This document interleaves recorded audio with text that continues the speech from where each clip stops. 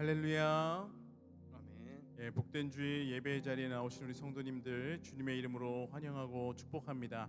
우리 좌우 앞뒤로 인사하겠습니다. 잘 오셨습니다. 잘하셨습니다. 잘 오셨습니다. 네, 잘 오셨습니다. 네, 대림절입니다. 포로된 자에게 자유를 주시고 눈먼 자를 보게 하시며 눌린 자를 자유케 하실 아기 예수님의 오심과 세상 마지막 날 다시 오실 예수님을 기다리는 절기이지요. 이 대림절을 기리며 다시 한번 우리 인사하겠습니다. 예수님 곧 오십니다. 예수님 곧 오십니다. 예, 아멘. 이 시간 그럼 예수님께서 다시 오실 때까지 그 믿음의 여정을 함께 걸어나갈 영도 지체들을 서로 축복하며 찬양하겠습니다.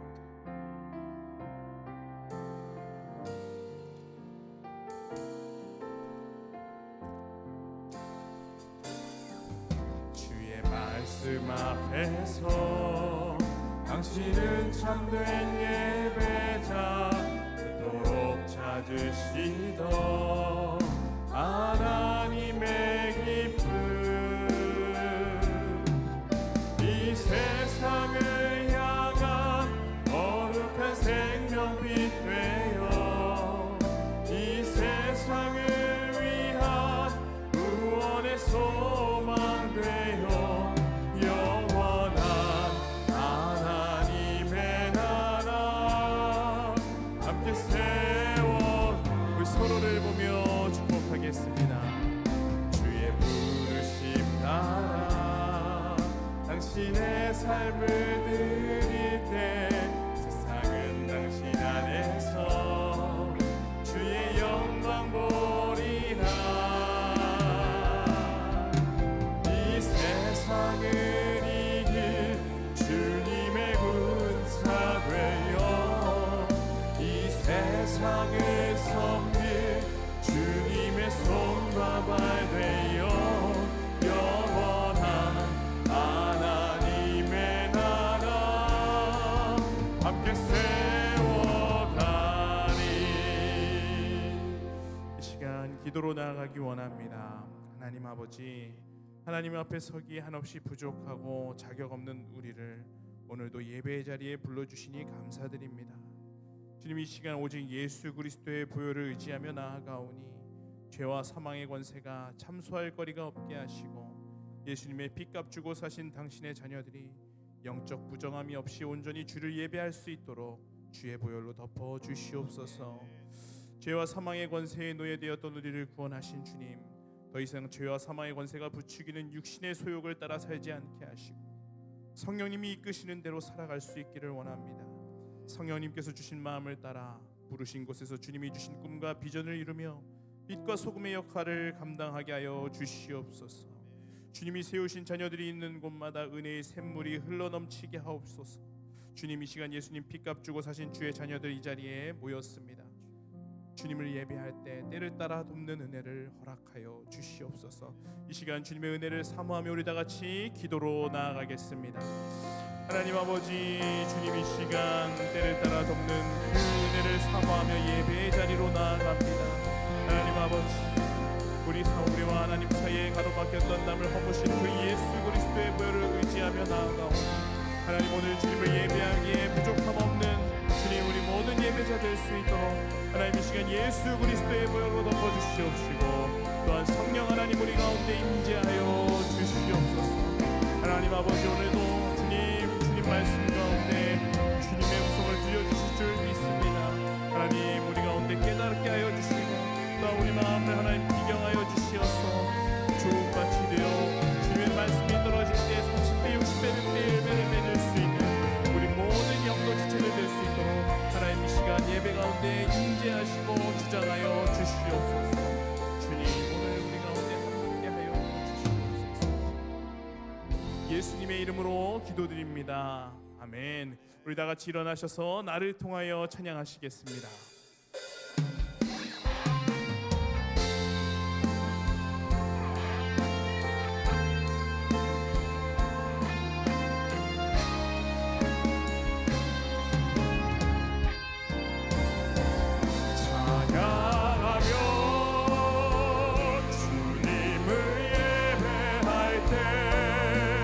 하늘 가득한 주의 영광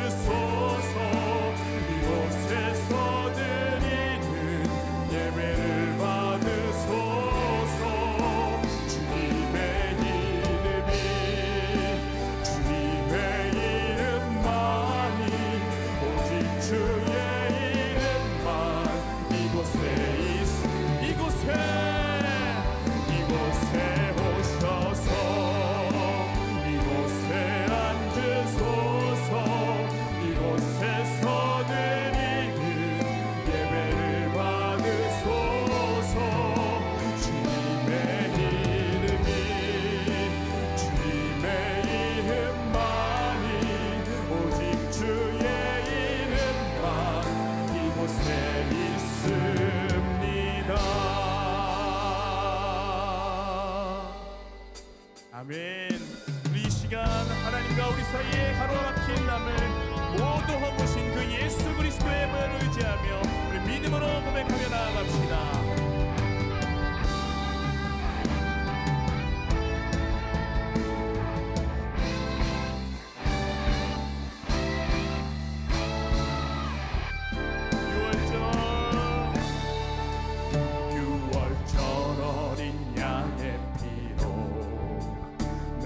삶의 문이 열렸네.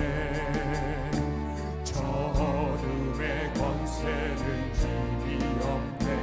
주 보혈의 능력으로 원수가 날 정죄할 때에도 난 의롭게 설 수 있네. 난 더 이상 정죄함 없네. 난 주 보혈 아래 있네. 난 주 보혈 아래 있네. 그 피로 내 죄 사했네. 하나님의 그 날 거룩해 하시옵네. 난 주 보혈 아래 있네. 난 원수의 어떠한 공격에도 더 이상 넘어지지 않네. 난 주 보혈 안에 있네.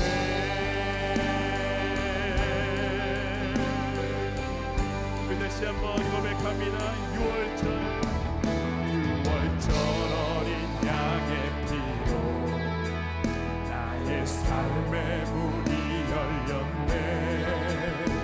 저 어둠의 권세는 힘이 없네. 주 보혈의 능력으로 원수가 날 정죄할 때에도 난 의롭게 설 수 있네. 난 더 이상 정죄함 없네. 난 주. 우리 처음부터 다시 한번 고백합니다.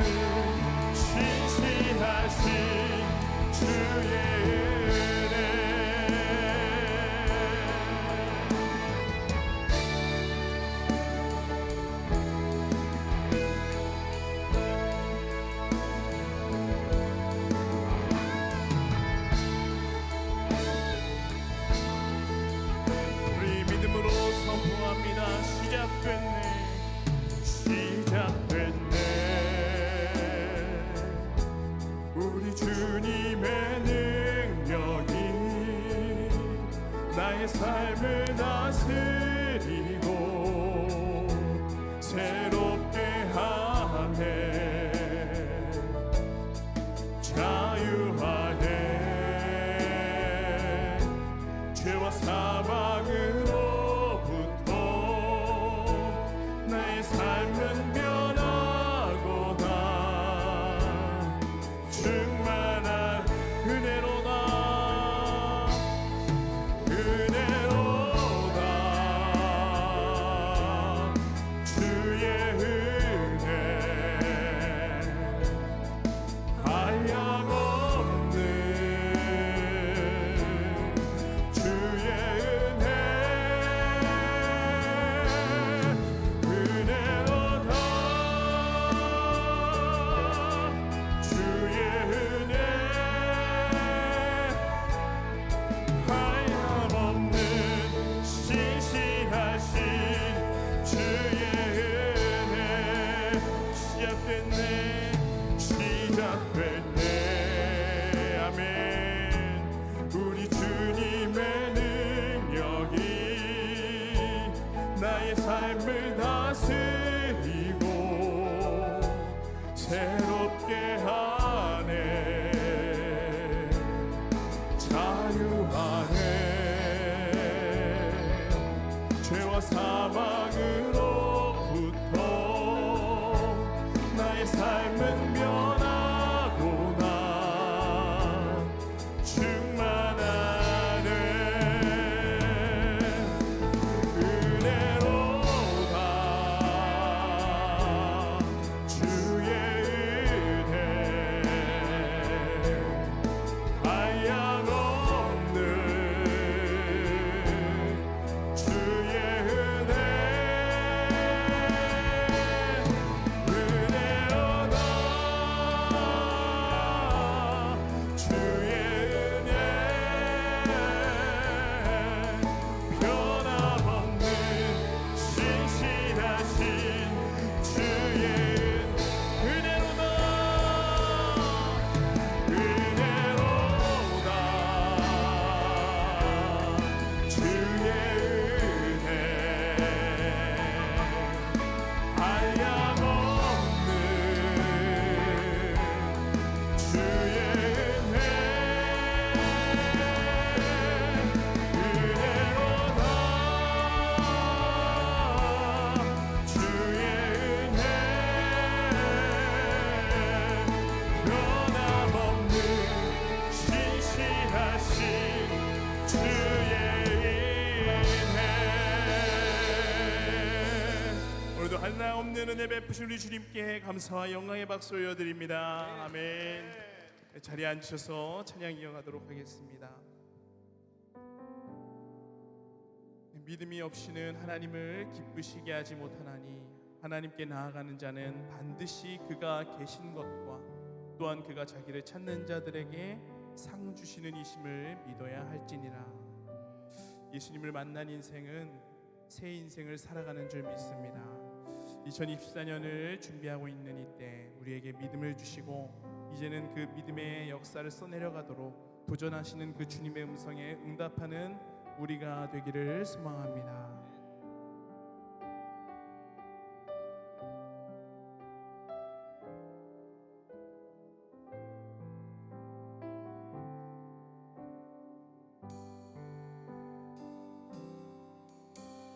주님, 제 마음이 너무 둔해서 주님을 볼 수 없습니다. 이 땅에 속하여 이 땅만 보다가 주님 손을 놓쳤습니다. 나는 나그네로 왔는데 왜 주저앉게 되었나. 나는 정직이인데 언제부터 내 삶의 주인이 되어 버렸나.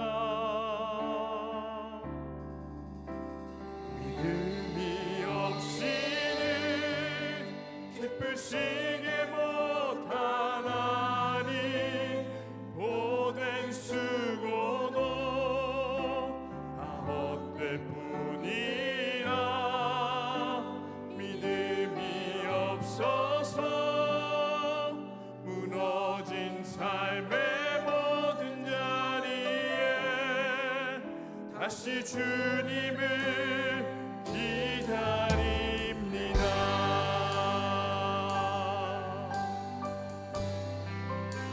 주님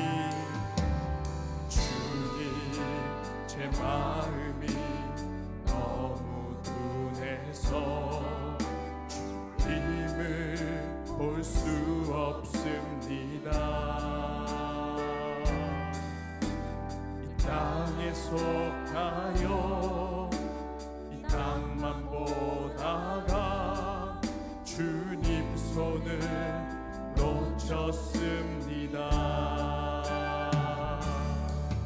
나는 나그네로 왔는데 왜 주저앉게 되었나. 나는 정직인데 언제부터 내 삶의 주인이 되어버렸나.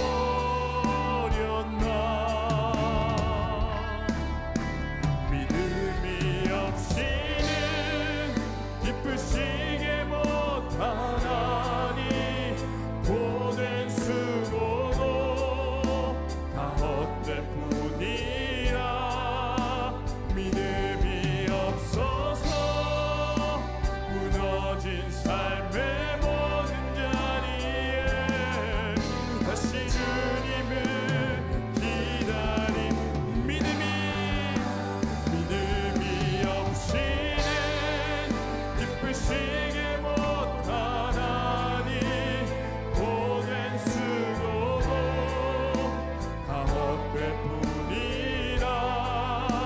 믿음이 없어서 무너진 삶의 모든 자리에 다시 주님을 기다림. 믿음 다요 그 위에 서리라. 하나님의 나라는 무너지지 않으니 믿음 다요 그 나라 세워가리라. 주님 곧 오실 때까지.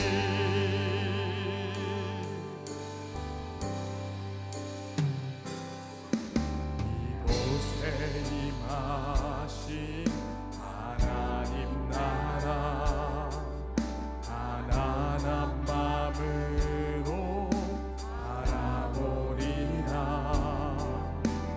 먼저 그 나라 그 뜻 구하며 나의 삶 드리리. 주님이 맡기신 하나님 나라 믿음의 눈으로 바라보리라. 하늘의 뜻이 이 땅 가운데 완성될 그날까지 믿음 다요 그 위에 서리라. 하나님의 나라는 무너지지 않으니 믿음 다요 그 나라 세워가리라. 주님 곧 오시는 마지막으로 고백합니다. 믿음 다요 그 위에 서리라.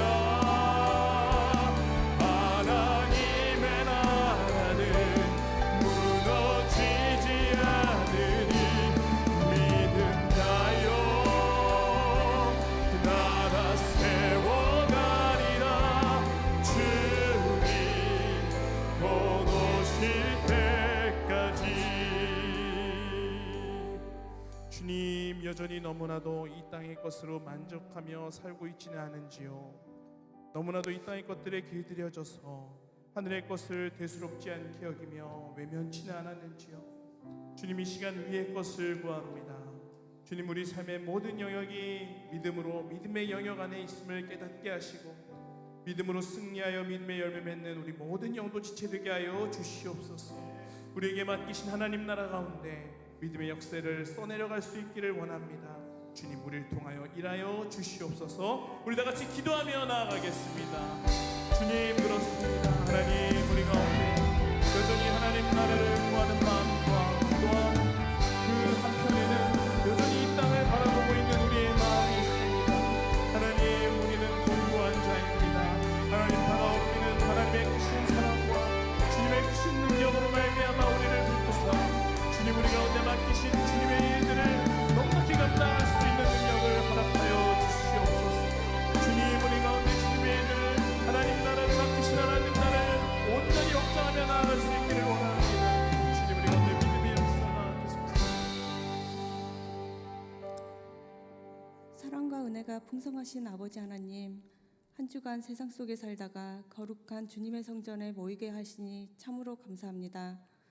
오늘 예배를 통하여 우리 삶을 다시 일으키시는 하나님의 은혜를 경험하고 말씀을 통하여 한 치 앞도 모르는 우리 인생에 빛을 비춰주셔서 하나님의 계획을 따라 한 걸음 한 걸음씩 믿음으로 전진할 수 있도록 말씀 가운데 역사하여 주시옵소서. 성도들의 삶을 위하여 기도합니다. 자녀들이 늘 주 안에서 강건하게 하시고 가정마다 웃음꽃이 활짝 피게 하여 주시옵소서. 위기를 기회로 바꾸는 반전의 역사를 경험하게 하시고 이를 통하여 하나님의 살아계심을 온몸으로 경험하는 가정이 되게 하여 주시옵소서. 우리의 자녀들이 요셉과 같이 세상에서 준비된 리더로서 꿈과 비전을 주시는 하나님을 바라보며 나아가게 하여 주시옵소서. 다음 세대의 믿음을 붙들어 주시고 그리스도의 향기로 살아가는 믿음의 세대가 되게 하여 주시옵소서. 오늘도 우리 은혜의 자리를 사모하며 이 자리 가운데 나온 성도들을 주목하셔서 우리가 열린 마음으로 말씀을 들을 때 우리를 향하신 하나님의 뜻과 계획을 발견하고 살아계신 하나님과의 만남이 이루어지는 예배가 되게 하여 주시옵소서. 한 주간 우리의 삶을 돌아보며 기도합니다. 사랑은 오래 참는 것이라고 하신 말씀에 순종하지 못하고 내 뜻과 내 의지대로 살아갔던 삶을 고백합니다. 어리석은 죄로 인하여 실수한 모든 행동들을 용서하여 주시고 죄로 얼룩진 우리의 영혼을 그리스도의 보혈로 깨끗하게 씻어주기를 원합니다. 나의 언행이 누군가에게 상처가 되지 않았는지 나 자신의 삶을 돌아보는 성숙한 그리스도인이 되게 하시고 이기적으로 나의 것을 먼저 찾고 구하는 자가 되기보다 내려놓을 줄 아는 사람이 되게 하여 주시옵소서. 그리하여 하나님의 기쁨이 되는 삶이 되게 하여 주시옵소서. 오늘도 은혜로운 말씀을 들고 강단 위에 서시는 담임 목사님을 위해 기도합니다.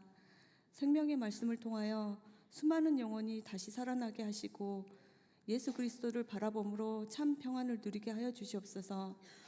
말씀 안에서 하나님의 음성을 듣는 것과 같은 확신이 서게 하시고 말씀대로 살 때 주께서 도우시는 손길을 온 성도들이 한 주간 경험하는 놀라운 역사가 일어나게 하여 주시고 목사님의 건강과 가정도 붙들어 주셔서 늘 강건하게 하여 주시옵소서.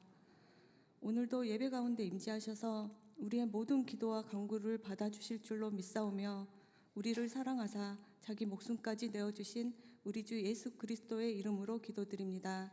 아멘.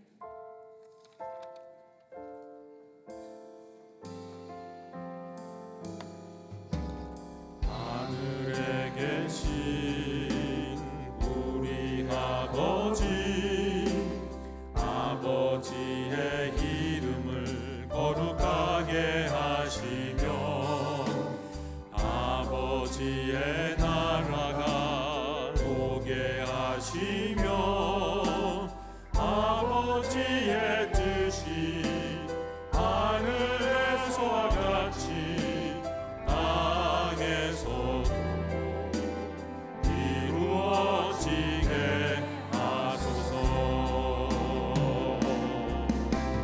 오늘 우리에게 일용할 양식을 주시고 우리가 우리에게 잘못한 사람을 용서하여 주옵소서.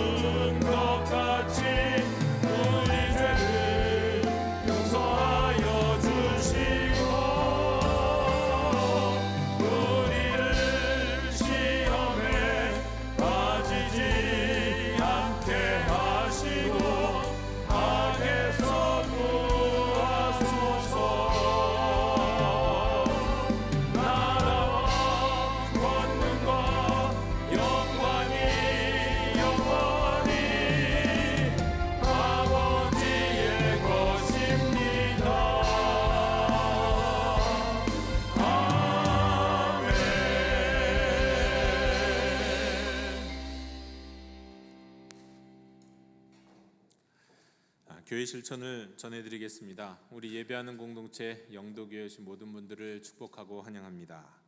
오늘 우리가 대림절 첫째 주일로 지키고 또 오후 예배 때는 함께 드림 예배 또 은퇴식이 있겠습니다.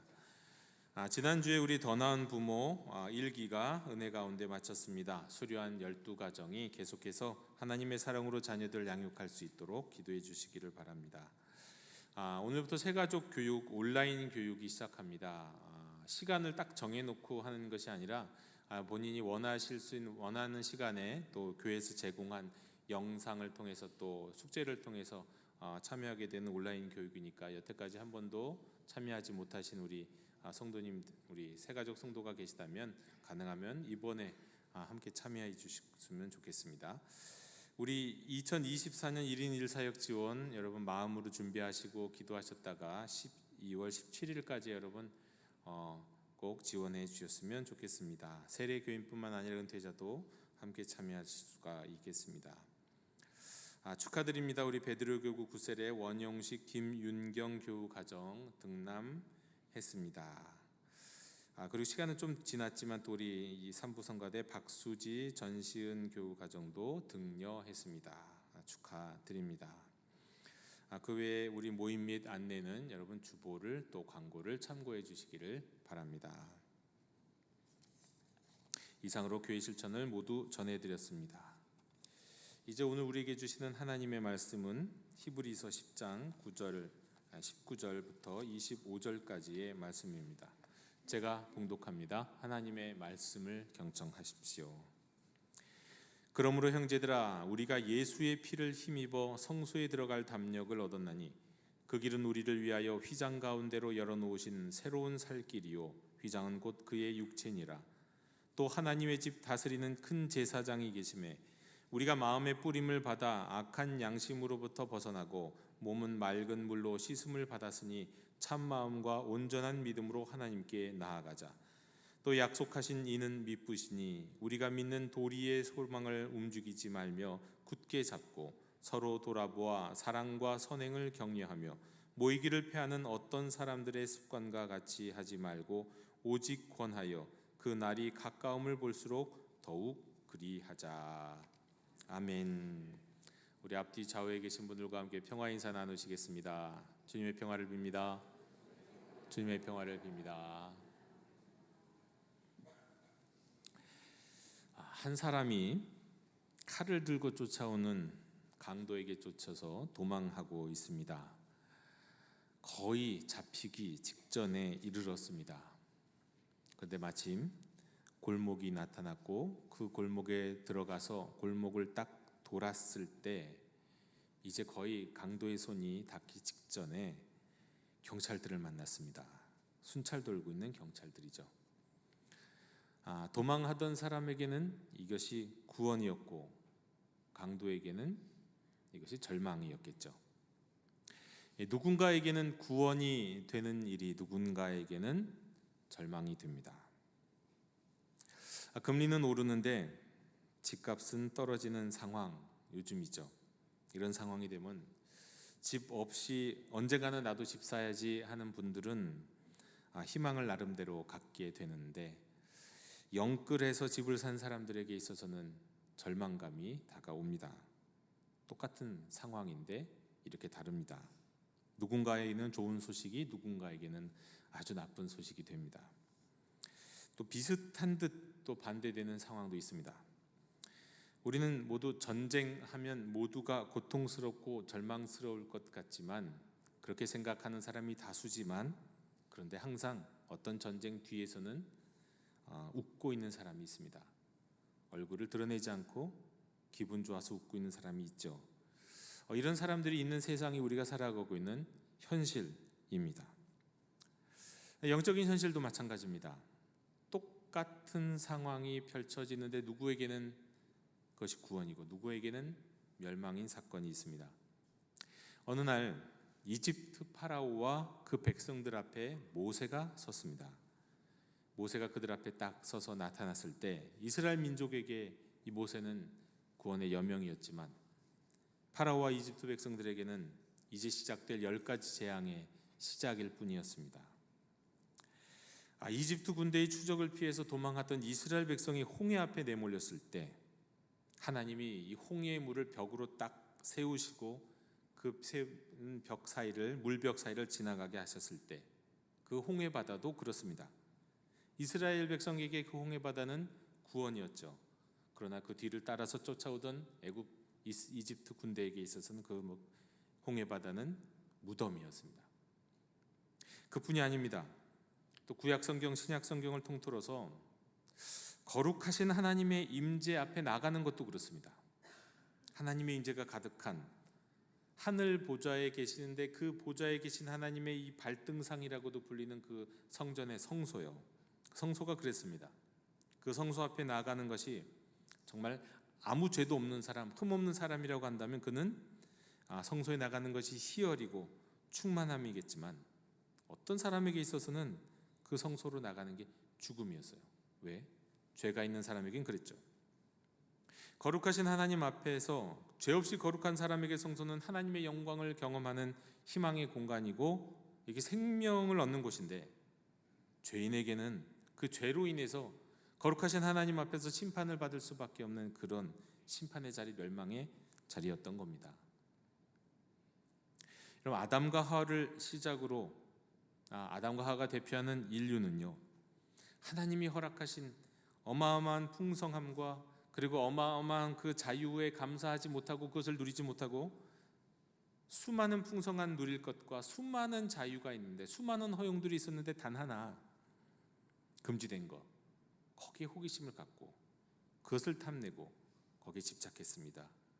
그리고 그것 때문에 넘어갔죠. 그래서 하나님의 말씀을, 하나님의 뜻을 왜곡하고 하나님께 등을 돌리게 됐습니다. 이제부터 하나님의 뜻은 간섭이 되어버렸어요. 그리고 하나님 없는 세상을 꿈꿉니다. 그러나 그들이 몰랐던 것은, 그들이 원했던 그런 세상은 생명의 근원이신 하나님으로부터 유리되는 것이었고, 생명의 근원이신 하나님으로부터 유리되기 때문에 생명을 잃게 되는 것이라는 걸 몰랐어요. 그들은 에덴에서 쫓겨났습니다. 그리고 우리에게 영원한 생명을 공급하는 그 생명나무로부터 추방이 돼가지고 모두가 영적으로 하나님과 단절되는 영적 죽음에 이르렀을 뿐만 아니라 바로 이어서 모두가 육적인 사망에 이를 수밖에 없는 존재, 모두가 다 죽을 존재, 나서부터 죽음을 향해서 내달리는 존재가 되어버렸습니다. 창세기 3장 24절에 이같이 하나님이 그 사람을 쫓아내시고 에덴 동산 동쪽에 그룹들과 두루 도는 불칼을 두어 생명나무의 길을 지키게 하시니라. 로마서 5장 12절에 그러므로 한 사람으로 말미암아 죄가 세상에 들어오고 죄로 말미암아 사망이 들어왔나니 이와 같이 모든 사람이 죄를 지었으므로 사망이 모든 사람에게 이르렀느니라. 여러분, 생명의 근원이신 하나님께 불순종했던 사람은 태어나서부터 일종의 생명에 저항하는 유전자를 갖고 태어났어요. 아니, 어떻게 보면 자폭하는 유전자를 가지고 태어났어요. 죽음을 향해서 타이머를 계속 돌리는 유전자죠. 그래서 언젠가는 죽을 수밖에 없는, 물론 영적으로는 이미 죽었는데 육적으로도 죽을 수밖에 없는 존재가 된 거죠. 눈에 보이지 않는 사망, 이 죽음이라는 것을 이 등에 업고 사는 존재가 됐어요. 그래서 그 사람의 생명이 사그라지기 시작하다가 어느 순간 사그라질 때 이 등에 업었던 죽음이 확 삼켜버리는 존재. 인간은 그런 존재가 되어버렸어요. 사망을 등에 업고 사는 존재, 아니 유전자적으로 사망과 연합되어 있는 존재. 거룩하지 못한 존재는 하나님의 임재와 영광 앞에 나아갈 수 없고 이렇게 생명을 다 빼앗길 수밖에 없었던 겁니다. 때문에 모든 인류가 하늘 보좌에 계신 하나님의 발등상, 성경에 따르면 에스겔에 따르면 이 하나님의 생명의 근원이 생명수처럼 흘러넘치는 그 성전의 지성소로 나아갈 수가 없는 존재가 됐어요. 지성소의, 성전의 지성소는 바로 에덴 동산의 생명나무예요. 왜냐하면 하나님의 임재, 영원한 생명, 그 영원한 생명을 장렬하게 타오르는 불꽃들이, 그룹들, 천사들이, 또 떠돌아다니는 불칼들이 지키고 있기 때문에 공급받을 수 없게 되었고, 그 생명을, 이제는 그 생명은 점점 힘을 잃고 소진되게 되었던 거죠. 우리는 그런 존재입니다. 오늘도 우리의 생명은 날마다 소진되고 있어요. 인류는 그래요.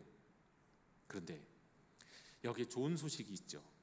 그야말로 굿 뉴스입니다. 복음이에요. 이사야 9장 6절에는 이런 소식이 있습니다. 이는 한 아기가 우리에게 낳고 한 아들을 우리에게 주신 바 되었는데 그의 어깨는 정사를 메었고 그의 이름은 기묘자라 모사라 전능하신 하나님이라 영존하시는 아버지라 평강의 왕이라 할 것임이라. 한 좋은 소식이 이 땅에 태어났습니다. 아기로 태어나셨어요. 성탄절에 한 아들로 세상에 던져졌어요. 하나님의 독생자로요. 그분은 태어날 때부터 어깨에 왕권이 있었습니다. 그리고 그 왕에는 또 다른 이름들을 가지고 있는데 뭐 기묘자라 모사라 하니까 어려우니까 이걸 좀 쉽게 번역하면 그의 이름은 놀라운 경륜이고 용맹한 하나님이고 영원한 아버지요 평화의 군왕이다. 이렇게 번역할 수 있는 이름으로 나셨어요. 그런데 그 왕이신 아기 하나님의 독생자가 이 땅에 오셔서 우리에게 놀랍고 경이로운 은혜를 끼치십니다. 이 땅에 오셔서 모든 이들이 저주하는 그 십자가에 달려 죽으심으로 십자가에서 마지막 피 한 방울까지 다 쏟으시고 죽으심으로 그리고 죽은 자 가운데서 살아나심으로 부활하심으로 온 인류에게 새로운 생명의 길을 열어주셨어요. 아니 자기 자신이 생명의 길이 되어주셨어요.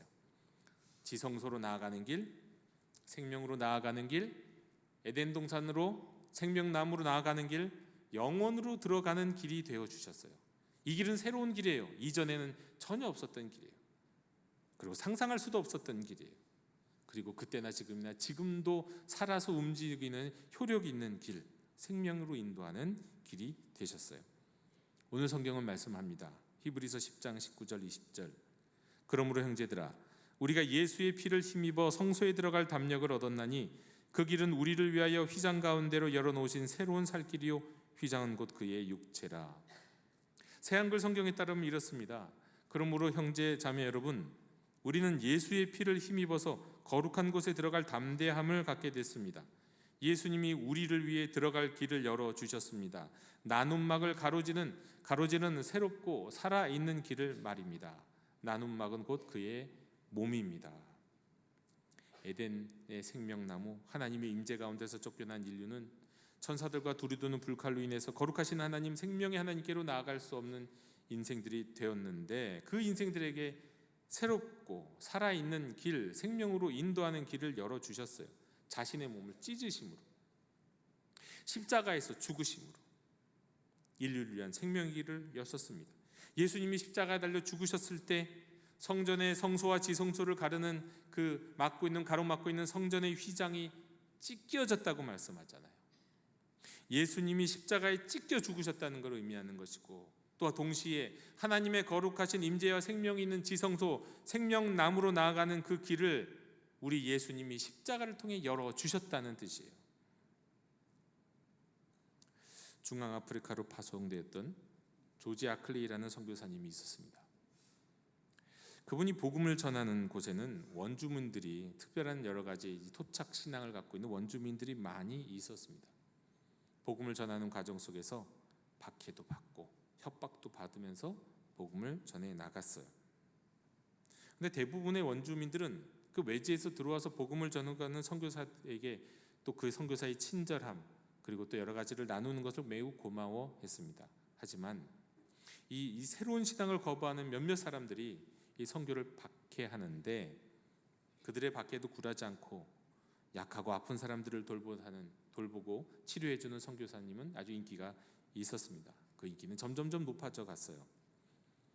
원주민들은 어려운 문제가 생기면은 마을 어린들이나 주술사를 찾아가는 대신에 이제부터는 자꾸 선교사님을 찾아가기 시작하고 상담하기 시작하고 의지하기 시작했습니다. 그러던 중에 자신들의 위치가 이제 선교사보다도 못하다라고 생각하고 감지한 일부 원주민들이 이 조지 아클레이 선교사를 모함하기 시작했어요. 그리고는 모함만 했을 뿐만 아니라 자신들이 직접 사실을 확인하겠다라는 마음으로 쳐들어갔어요. 그리고는 제대로 묻지도 않고 마음대로 죄인 부리듯 선교사님을 처벌하기 위해서 선교사님 집에 몰려들고는 선교사는 그 자리에서 막 모함하고는 그리고 막 몽둥이로 때리기 시작합니다. 거기 많은 원주민들이 있는데 원주민들은 그러다가 자신도 같이 몰매를 맞을까봐 어떻게 하지도 못하고 그냥 보고만 있었다고요. 근데 갑자기 원주민들의 공격을 받은 선교사는 한 가지를 떠올렸어요. 이 집안에는 호신용으로 가지고 있는 총이 있었거든요. 하지만 그 총을 꺼낸 다음에 사람들이 놀라서 도망가고 저들이 물러는 가겠지만 어떤 일이 있을까요? 총소리가 들리네요. 누가 총을 쏘는지.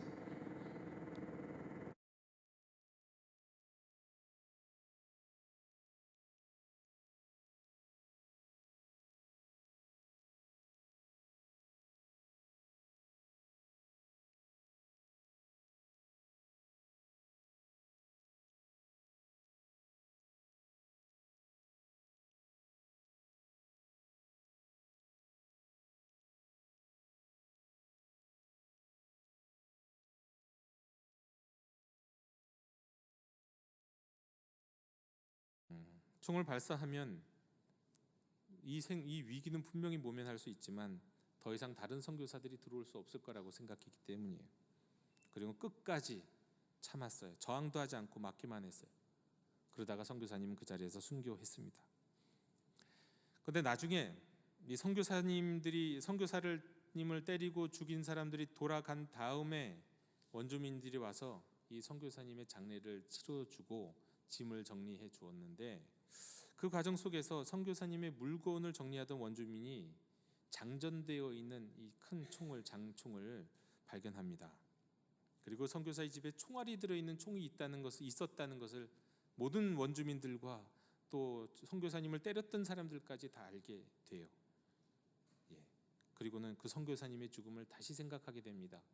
저 총이 있었으면 저 총으로 얼마든지 우리가 공격하고 때리는 걸 막을 수도 있었을 텐데, 저 사람들이 공격하는 거 충분히 감당할 수 있었고 쫓아낼 수 있었을 텐데, 대항할 수 있었을 텐데 왜 맞아 죽었을까? 마치 십자가에 달려 죽으신 예수님처럼 말이죠. 사람들은 생각합니다. 왜 맞아 죽으면서 총을 꺼내지 않았지? 왜 자신을 죽이려는 사람들에게 총을 쏘지 않았지? 선교사가 끝까지 죽으면서까지 지키려고 했던 건 도대체 뭐지? 자신을 죽일 만큼 미워한 사람들도 그는 사랑을 한 걸까? 도대체 저 선교사는 무엇을 가지고 있었지? 무엇을 믿고 있었지? 총이 있었지만 사용하지 않았던 선교사를 바라보면서 많은 생각을 하게 됩니다. 그리고 선교사가 죽은 후 많은 생각에 빠졌던 원주민들은 결국 선교사가 정말 자신들에게 주고 싶어 했던 십자가에 달려 죽으신 예수님의 사랑을 깨닫게 되고요. 그리고 그 많은 사람들이 회개하고 믿음을 갖게 되었다는 거예요. 형제자매 여러분, 대림절은 온 인류의 구원자가 되시기 위해서 이 땅에 오셨던 예수님, 그리고 십자가에서 우리에게 생명을 인도하는 길을 열어주셨던 예수님을 기억하는 절기입니다. 그리고 또 그분이 약속하신 대로 하늘에 승천하시기 전에 우리에게 말씀하신 대로 다시 올 것을 기다리는 절기예요. 다시 오실 것을. 예수님이 우리를 위해서 열어주신 길은 이 세상 어디에서도 찾을 수 없는 길입니다. 어떤 종교에도 이런 길은 없어요. 그리고 그 길은 지금도 우리와 함께하는 살아있는 길입니다. 왕이시지만 우리 대신 죽으신 예수님, 그 예수님의 인도하심을 따라서 그 생명의 길을 접어드는, 그 생명의 길을 누르는 저와 여러분이 됐으면 좋겠습니다. 죽을 수밖에 없는 우리의 영적 육적인 유전자를 치료할 수 있는 길은 생명의 근원 되시는 하나님으로부터 생명을 공급받는 길밖에 없어요. 부활하신, 그렇지만 이전에 우리 죄를 위해서 십자가에서 죽으셨던 그 예수님의 피가 그 길을 열어주시는 거예요. 우리는 예수님의 피를 힘입어서 성소, 생명의 근원이신 하나님의 임재, 영원한 생명이 있는 곳, 생명나무로 나아갈 수 있게 된 겁니다. 십자가에서 찢기시면서 흘리신 피가 나를 위한 피고 생명으로 인도하는 길이 되기를 원하신다면, 그래서 죽음을 예고받은 인생이 이제 영원한 생명, 하나님의 임재에 이르기를 원하신다면, 그것은 성경에 따르면 단 한 가지 방법으로 가능하다고 말씀합니다. 그걸 뭐라고 합니까? 우리는 그걸 믿음이라고 해요. 갈라디아서 2장 20절, 내가 그리스도와 함께 십자가에 못 박혔나니 그런즉 이제는 내가 사는 것이 아니요 오직 내 안에 그리스도께서 사는 것이라. 이제 내가 육체 가운데 사는 것은 나를 사랑하사 나를 위하여 자기 자신을 버리신 하나님의 아들을 믿는 믿음 안에서 사는 것이라. 사도 바울은 말씀합니다. 이제 더는 나는 내가 살고 있는 게 아니다. 그러니까 생명의 근원에서 추방되어 갖고 하나님으로부터 단절되었고 영적으로는 이미 죽고 육적으로도 이제는 죽고 사그라질 수밖에 없는, 심판받을 수밖에 없는 그런 내가 사는 게 아니다. 이제는 내가 내 안에서 내 육신으로서 사는 게 아니라 새로운 믿음 안에서 새로운 삶을 살고 있다. 나는 새로운 존재가 되었다. 하나님의 아들, 나를 사랑하시고 나를 위해 십자가에 자신을 넘겨주시고 피 흘려 죽으신 그 예수님을 믿는 믿음 안에서 나는 새로운 존재가 되었다 고백하고 있습니다. 여러분, 우리의 믿음은 언제나 나를 위해 십자가에서 피 흘리시고 죽으신, 또 부활하심으로 하나님의 아들로 인정받으신 그 예수 그리스도를 믿는 믿음입니다. 요한복음 5장 24절, 내가 진실로 진실로 너희에게 이르노니 내 말을 듣고 또 나 보내신 이를 믿는 자는 영생을 얻었고 심판에 이르지 아니하나니 사망에서 생명으로 옮겼느니라. 믿는 순간, 믿음의 순간, 장차 사망에서 생명으로 옮길 거라고 말씀하지 않아요. 이미 너의 현실은, 너의 존재는 사망의 자리에서 생명의 자리로 옮겨졌다 말씀합니다. 심판받을 사람이 아니라 영생을 누릴 사람으로 옮겨졌다고 말씀하고 있습니다. 우리 위해 피 흘리시고 죽으신 그분이 하나님이 보내신 분이심을 믿을 때 이런 일들이 일어난다는 거예요. 영원한 생명을 주시는 하나님께 이르는 길이 열립니다. 사망을 확정받은 인생이 영생하는 존재로 변합니다. 따라서 형제자매 여러분, 하나님이 독생하신 아들을 우리에게 보내주셨다는 이 복음, 그 아들 예수 그리스도가 죽음에 이르는 우리 죄를 위하여 십자가에서 죽으시고 그 죄의 결과인 죽음을 깨뜨리고 부활하심으로 우리에게 생명으로 인도하는 길을 열어주셨다는 이 복음, 그 주님이 곧 다시 오셔서 우리를 영원한 하나님의 나라 거룩한 성 예루살렘 새하늘과 새 땅으로 인도하실 것이라는 이 복음 앞에 오늘 저와 여러분과 온 인류들은 지금도 그 복음 앞에 서 있는 겁니다. 이 복음을 믿으면 어떻게 될까요? 이 복음을 거부하면 어떻게 될까요? 동일한 일이 누구에겐 구원이요 누구에겐 멸망인 것처럼, 이스라엘 백성에게 홍해는 구원이요 애국 군대에게 홍해는 죽음의 이 무덤이 되었던 것처럼, 이 복음 앞에서는 우리도 이 복음을 어떻게 받아들이냐에 따라서 그 인생의 영원한 갈래가 갈라지게 되는 겁니다. 사도 선다싱의 이야기 가운데 가장 유명한 일화, 여러분들도 다 아시는 일화입니다. 선다는 만 30살이 될 때 1919년이었다고 해요. 10번째로 티벳으로 복음을 전하러 갑니다. 선다는 인도 사람이었거든요. 시크 교도였죠. 근데 티벳으로 복음을 전하라고 순례를 하는데 10번째로 가던 어느 날, 그때 선다는 하루에 평균 16km를 정도를 걸으면서 복음을 전했대요. 그리고 한 해 동안 48곳, 하여튼 복음을 전한 마을이 48곳이었다고 합니다. 특별히 그 1919년에는 티벳에 큰 눈이 내렸고요. 9월 말이 되자 벌써 길이 얼고 산천은 쌓여 눈 속에 쌓여서 전도하기 참 어려운 상황이 되었다고 합니다. 자, 그런데 어느 날 이 선다는 랑케트라고 하는 곳으로 가서 거기서 이제 복음을 전하려고 그쪽으로 길을 가고 있었어요. 근데 마침 티벳 사람 한 사람이랑 같이 동행하게 됐습니다.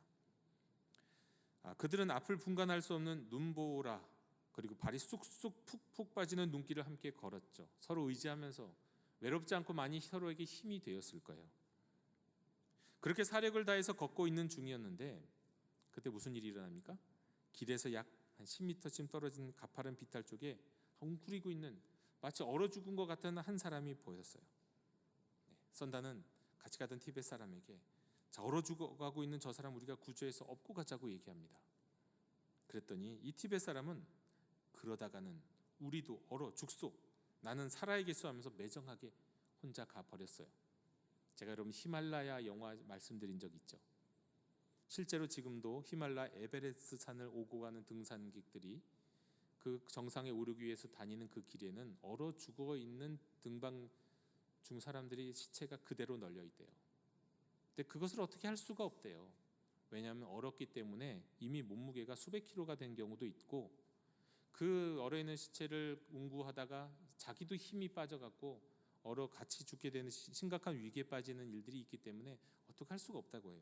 이 티벳 사람은 티벳 사람이니까 거기를 수많이 오르고 다녔던 사람이니까 이 상황을 잘 알았을 거예요. 어쩌면 사도 선다싱이 어리석었는지도 몰라요. 그런데 그 결과가 어떻게 됩니까? 그 사람은 그냥 가고 선다싱은 남아서 그 비탈을 조심스럽게 내려갑니다. 더듬어 내려가요. 그리고 아직 살아있긴 했지만 넘어져서 다친 데다가 거의 이제 얼어서 죽으려고 하는 그 사람, 아직 살아있구나. 그 사람 그냥 간신히 죽은 목숨 같은 그를 끌어올려 업었습니다. 업었다가 안았다가 함께 넘어졌다가 또 일어섰다가 하면서 가까스로 고갯마루 거의 다다랐을 때 선다의 시야에 또 하나의 쓰러져 있는 동사체로 보이는 사람이 보여요.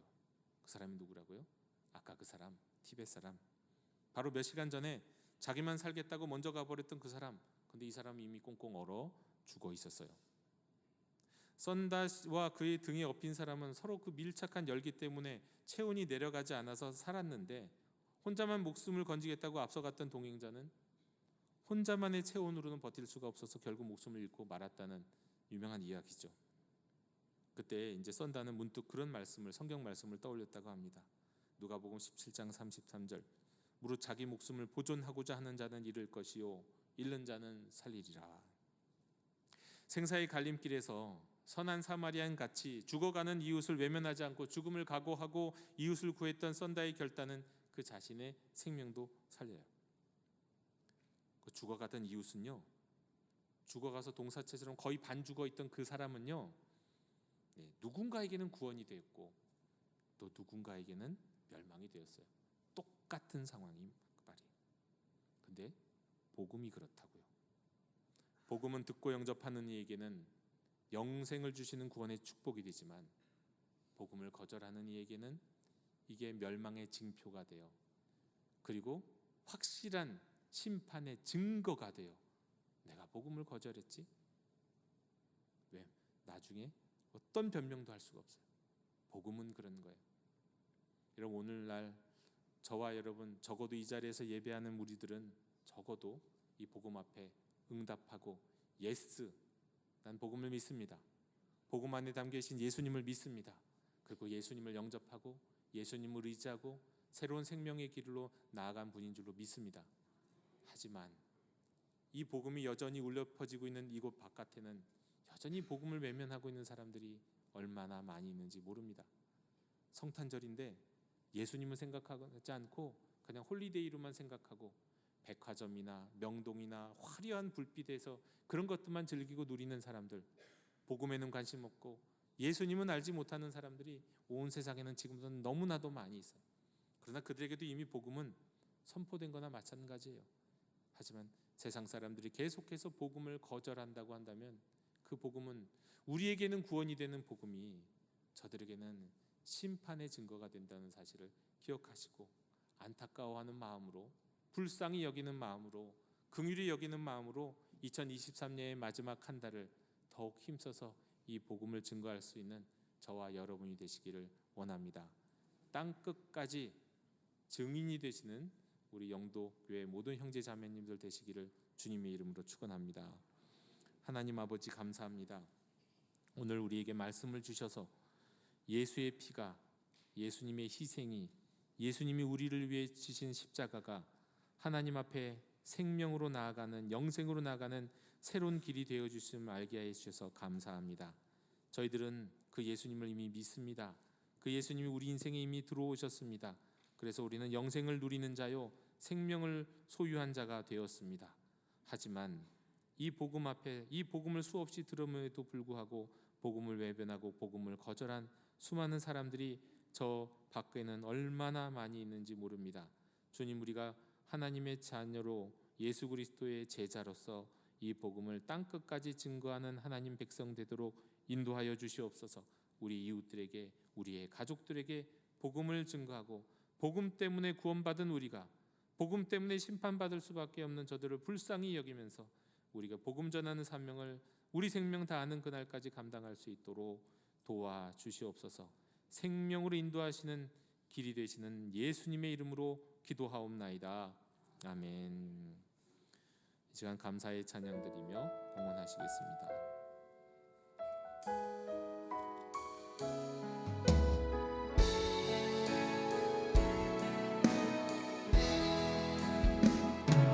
주님 감사해요.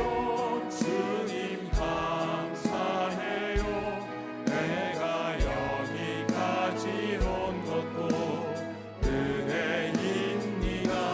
주님 감사해요. 주님 감사해요. 나를 사랑하신 주 사랑 감사합니다.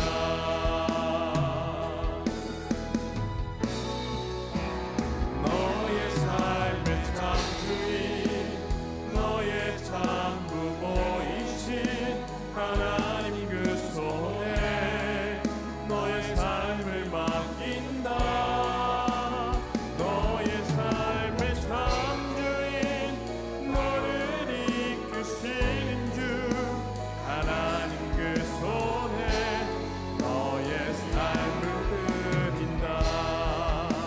하나님 그 손에 나의 삶을 드린다. 주신 이도 여호와시오 거두신 이도 여호와시오니 여호와의 이름이 찬송을 받으실지니이다.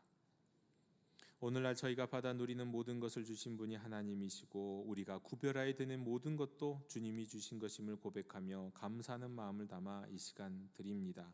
이 예물을 흠양하여 주옵소서.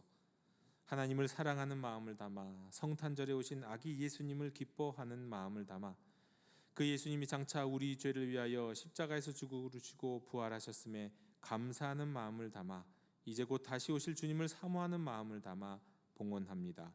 받아 주시옵소서. 드리는 손길들에게 약속하신 복을 허락해 주시옵고 건강, 사업, 직장, 가정, 진로 위에 늘 함께해 주시옵소서. 형통케 해 주옵소서. 감사드리며 예수님 이름으로 봉헌기도 드리옵나이다. 아멘.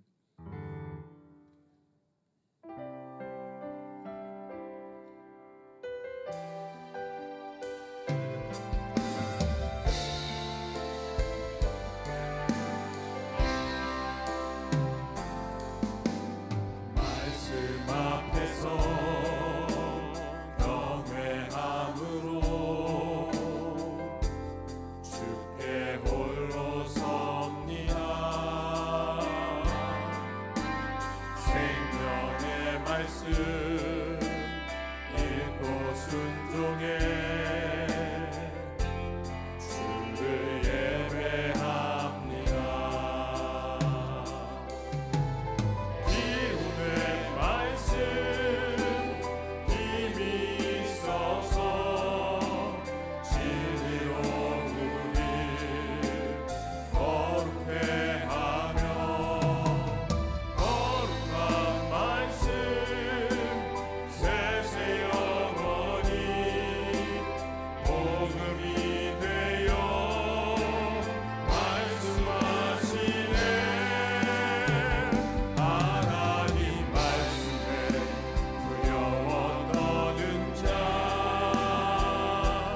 그 말씀에 생명을 거는 자 한 사람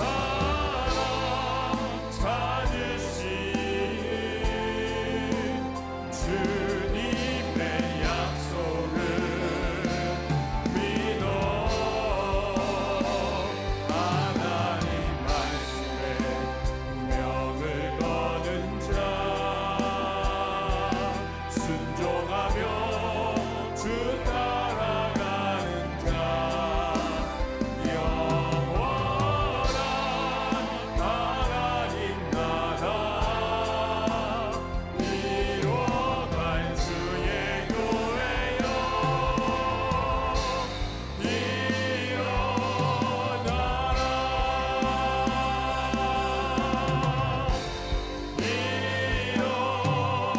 일어나라.